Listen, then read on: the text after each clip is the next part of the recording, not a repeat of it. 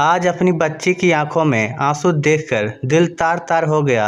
सुमन का जी कर रहा था कि वह भी जोर जोर से रोए, पर अगर वह रोती तो उसकी 10 वर्षीय बेटी सीमा भी रोती।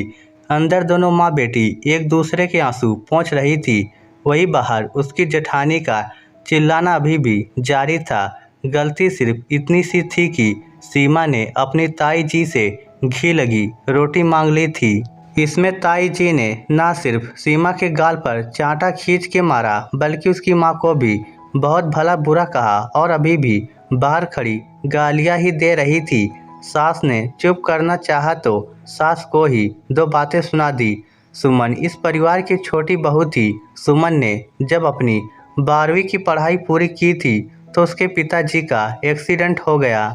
एक्सीडेंट इतना बड़ा था कि उनके बचने के आसार कम ही थे, इसलिए आनन फानन में सुमन की शादी गजेंद्र से कर दी गई, क्योंकि उसके पिताजी मरने से पहले अपनी बेटी की शादी होते हुए देख लेना चाहते थे। उसकी शादी इस वादे के साथ की गई थी कि आगे की पढ़ाई वह ससुराल में पूरी कर लेगी, पर ऐसा कुछ भी नहीं हुआ, बल्कि यहाँ आकर तो उसकी किस्मत ही फूट गई। ससुर तो थे नहीं, बड़े भाई भाभी थे, जिनके लिए सुमन सिर्फ एक नौकरानी ही थी। गजेंद्र तो एक नंबर का आवारा और कामचोर इंसान था। उसे भी सुमन के दर्द से कोई लेना देना नहीं होता। इतनी आनंद फानन में शादी हुई थी कि उसके बारे में किसी ने पता करने की कोशिश भी नहीं की और ससुराल वालों का झूठ साफ चल गया। हालांकि बाद में सुमन ने अपने मायके में बताने की कोशिश भी की थी, तो उसकी मां ने ये कहकर उसका मुंह बंद कर दिया कि मैं तो खुद तेरे भाई पर निर्भर हूँ, तेरी जिम्मेदारी कौन उठाएगा, इसलिए चुपचाप अपने ससुराल में निभाओ। सुमन इसी को अपनी किस्मत मानकर चुप रह गई। खैर कुछ साल बाद सीमा हो गई, पर गजेंद्र की आदत ना गई। अभी भी निठल्ले यूं ही घूमता फिरता, परिवार से कोई लेना देना नहीं। कुछ साल पहले अपने दोस्त के साथ घूमने गया था तो आज तक लौट कर नहीं आया। भाई को भी उससे कोई लेना देना नहीं था, इसलिए किसी ने उसकी खैर खबर भी नहीं ली। पर सुमन और सीमा को इसलिए नहीं निकालते कि फ्री की नौकरानी मिली हुई थी। सास को उसकी हालत देखकर दुख होता था, इसलिए उन्होंने 1-2 बार सुमन से कहा भी था कि यहाँ पास में ही आंगनबाड़ी में तुझे लगवा देती हूँ, कम से कम अपना और अपनी बेटी का खर्चा तो कर लेगी। लेकिन जेठ जेठानी हमेशा मना कर देते कि लोग क्या कहेंगे, लोक लाज का कुछ तो ख्याल रखो। अब तो सीमा भी थोड़ा बहुत घर का काम करने लगी थी। लोक लाज के कारण उसे सरकारी स्कूल में दाखिला दिलवा दिया था। 1-2 बार उसकी स्कूल की शिक्षिका ने भी सुमन को स्कूल में आकर काम करने को कहा, पर जेठ जेठानी की बात याद आते ही उसने मना कर दिया। दिन भर कोल्हू के बैल की तरह लगी रहती थी, लेकिन फिर भी रूखा सूखा जो था वही खाने को मिलता। पर सीमा तो बच्ची ठहरी, जब देखती कि ताई जी अपने बच्चों को रोटी में घी लगाकर दे रही है तो उसका भी मन करता है कि वो भी ऐसी रोटी खाए। 1-2 बार उसने सुमन से कहा भी, पर जो खुद ही दूसरों की मोहताज हो वो भला क्या अपनी बेटी को घी लगाकर रोटी खिलाएगी। दादी भी ज़्यादा कुछ कह नहीं पाती थी, क्योंकि बड़ी बहू उनको भी सुना देती। आखिर उसी का पति था जो घर में कमाऊ पूत था। आज फिर सीमा ने ताई जी को अपने बच्चों की रोटी पर घी लगाते देखा तो उससे रहा नहीं गया, इसलिए आज उसने कह भी दिया, ताई जी हमें भी ऐसी रोटी दो ना। ये देखकर उसकी ताई जी चिढ़ते हुए बोली, चुपचाप जा यहाँ से, नज़र लगाएगी मेरे बच्चों की रोटी को। ताई जी आप भैया और दीदी को भी तो रोटी पर घी लगाकर देती हो, मुझे भी घी वाली रोटी खानी है, एक ही दे दो ना। इतना सुनना था कि ताई जी ने खींचकर एक चाटा उसके गाल पर रसीद कर दिया और चिल्लाते हुए बोली, तेरे पापा रख कर गए थे घी, यहाँ पर तेरे लिए फ्री की रोटी दे रहे हैं, वही काफ़ी है, वरना तुम लोगों की औकात नहीं है यहाँ पर रहने की भी। आवाज़ सुनकर सुमन दौड़ी चली आई। अपनी बेटी की आंखों में आंसू और गाल पर तमाचे के निशान देखकर कलेजा मुँह को आ गया।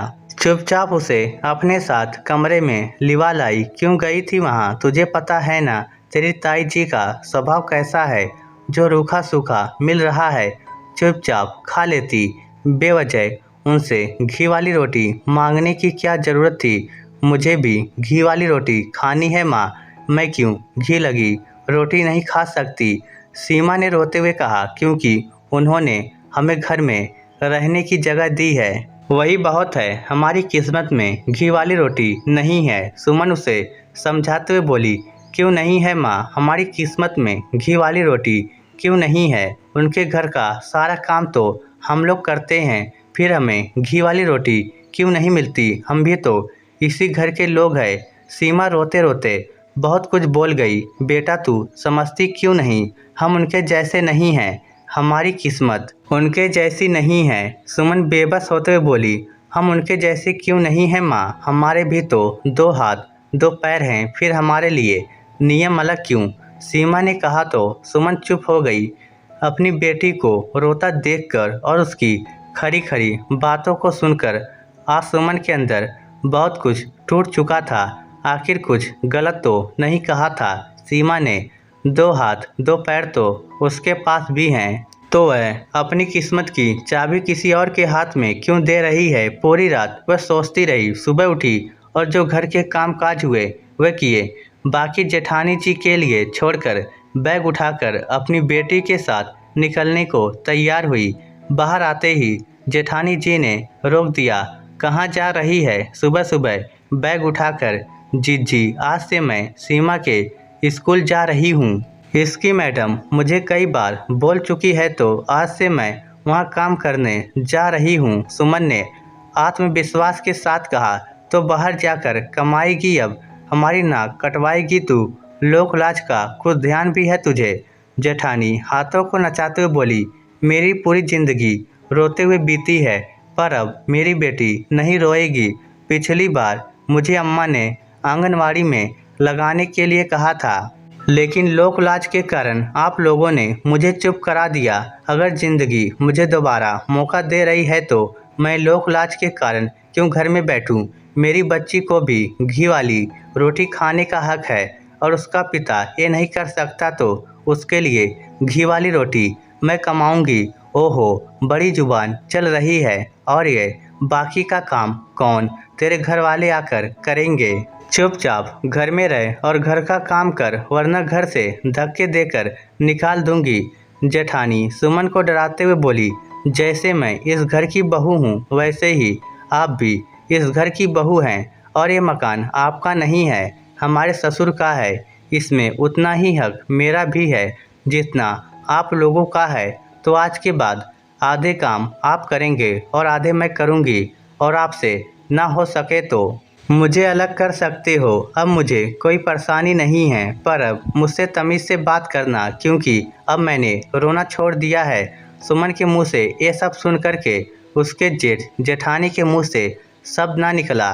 दोनों सास की तरफ देखने लगे तो सास खुद सुमन के आत्मविश्वास को देखकर दंग थी, और साथ ही साथ उसके लिए बेहद खुश भी। आखिर चुपचाप सुमन को जाते देखते रहे, लेकिन 2 दिन के अंदर अंदर ही अब देवरानी जेठानी अलग अलग हो चुकी थी, और अब सुमन अपनी बेटी के साथ खुश थी। लेकिन सास तो दोनों की साझी थी, इसलिए कोई परेशानी भी नहीं थी। इस स्टोरी को लेकर आपकी क्या राय है? नीचे कमेंट करके हमें ज़रूर बताइएगा। धन्यवाद।